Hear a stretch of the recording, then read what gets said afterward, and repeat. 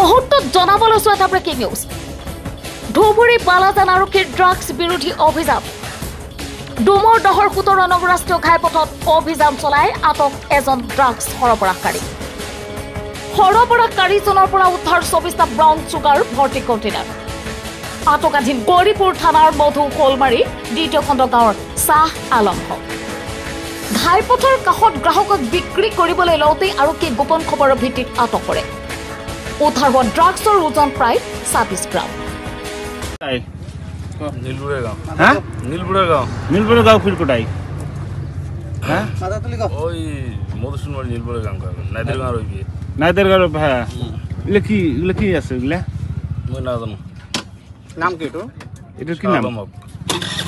তোর নাম কি আলম হক তোর নাম খয়রুদ্দিন শেখ এগুলা কি এগুলা কি